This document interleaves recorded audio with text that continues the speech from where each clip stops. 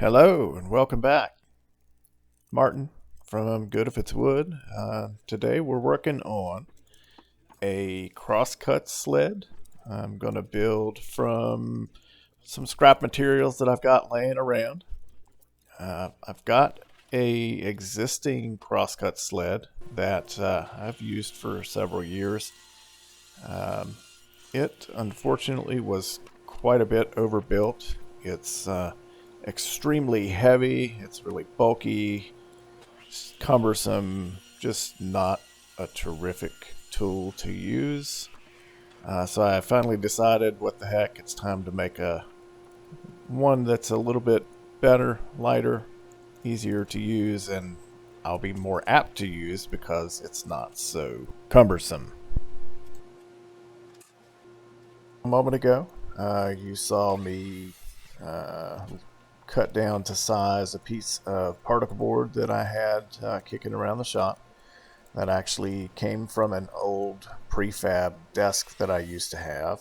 A couple years ago, I tore it down because I didn't really have a need for it anymore, and ended up repurposing that and making some bookshelves for in my living room. And this little piece is just a little scrap that was left over. And then you'll see me here using some 2x4s left over for some other projects, and I'm just milling those up, getting them down to length, and planing those to get them ready to use as the front and back fences for the sled.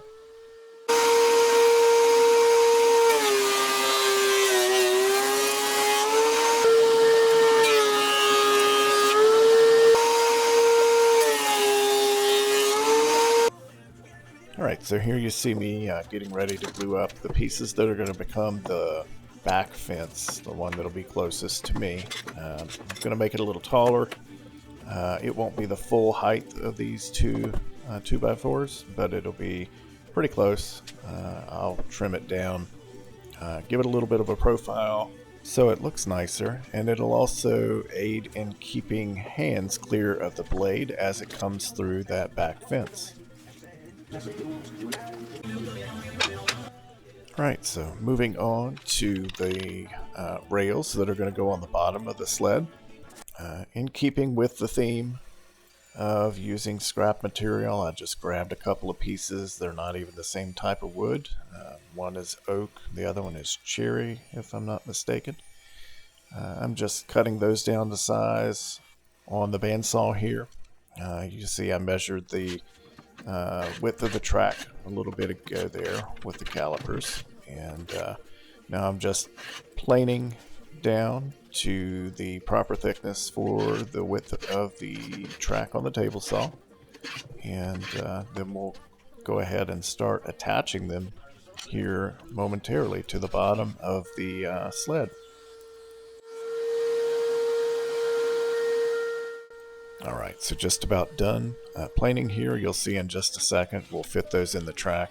They're just a smidge shy of being the same height as the depth of the miter slot. This will ensure that they don't drag on the bottom of the miter slot once the sled is assembled. And here you'll see I'm just using the base of the sled to mark where I need to cut the rails down to length.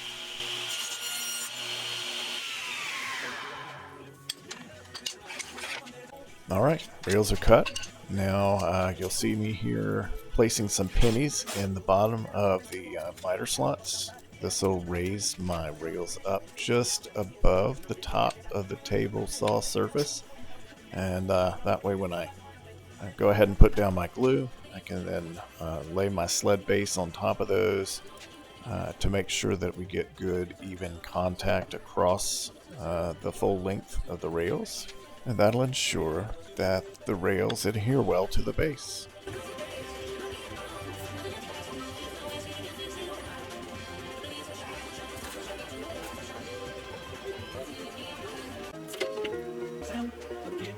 Alright, so as you can see, the rails are attached and it slides beautifully in those miter slots. This next section here, It's just going to be marking out where I'm going to place screws to keep it permanently attached to the base. I do want to apologize up front, as there's going to be some focus issues here and there throughout the rest of the video. I'm using an older DSLR camera and definitely running into some focus struggles. But I'm working on looking into options to remedy this problem for future videos. So yeah, that's something to look forward to.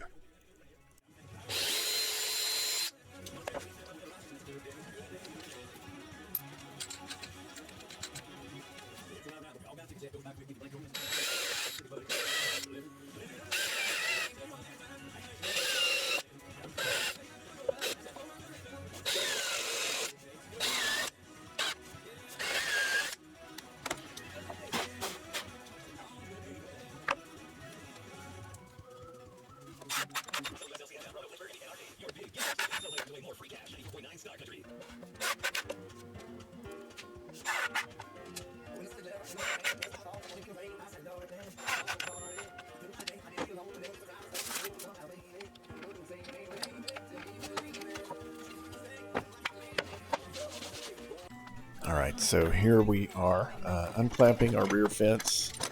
You'll see me here over the next segment working on marking out some layout lines for the curves that are going to give this guy a little bit of shape, and also, as I mentioned earlier, to help prevent hands from getting too close to the blade. Then you'll see me cutting these out on the bandsaw, and then heading to the router table to add a little bit of a profile before sanding and attaching them to the base.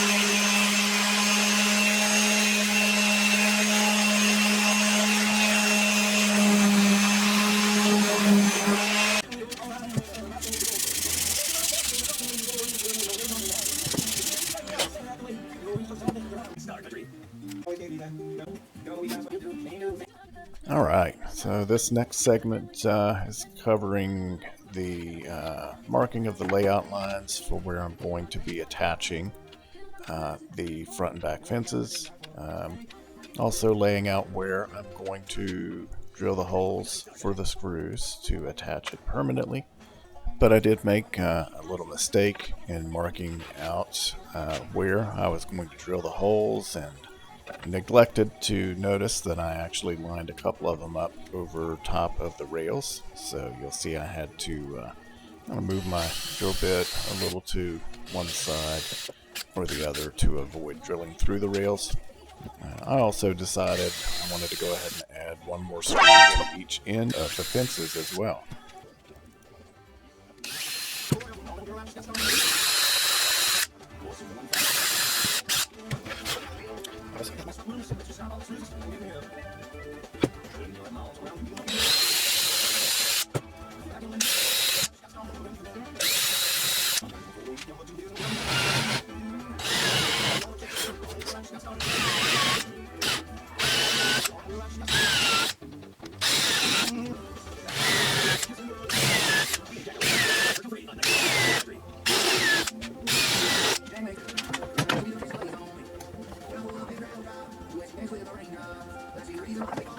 Alright, so here we are beginning to attach the rails to the base. I made sure when I cut the base out that it was perfectly square. So now that I've reached the point of attaching the rails, I'm just lining up the face of the rail with the edge of the base. And I know because my base is perfectly square that everything is going to end up square once it's completed. So screwing everything together, you'll see me adding the other fence here in just a moment.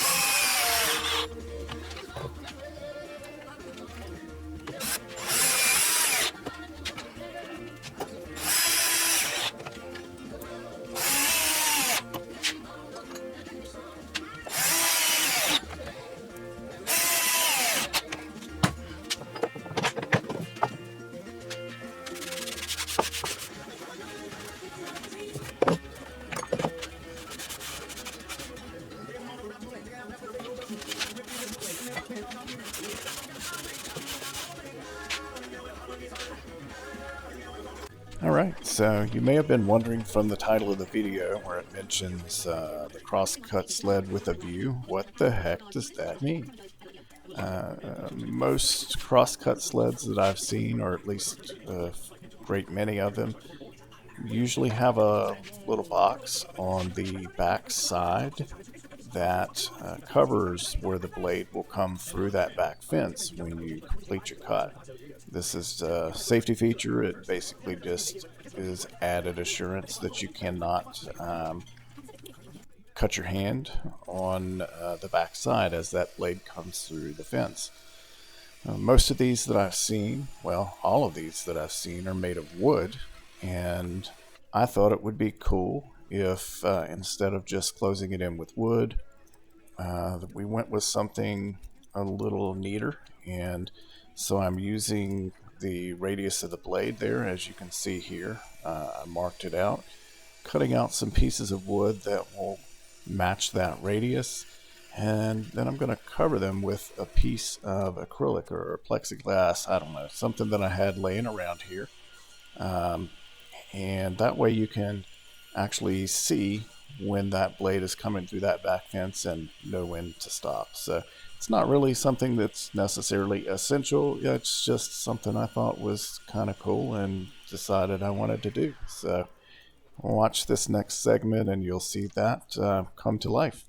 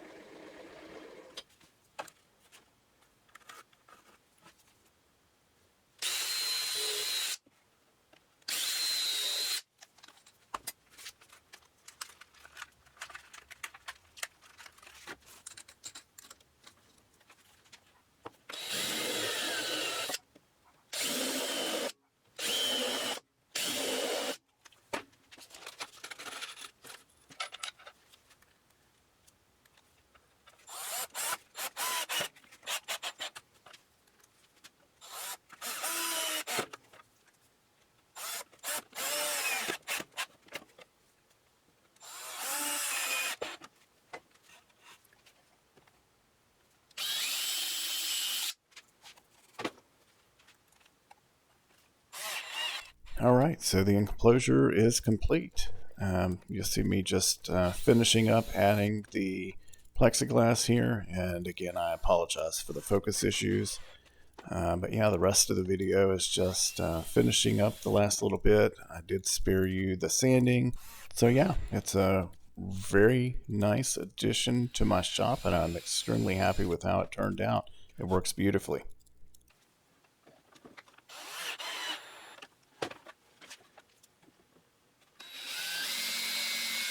I want to take a moment to thank you for watching. If you enjoyed this video, I ask that you please leave a comment, give it a like. These are the things that help YouTube know that you liked my video and ensure that it gets served to others. This will help my channel grow, which is, of course, what I'm doing this for. So I appreciate your assistance in helping me to make that happen. Thanks for watching. Have a great day.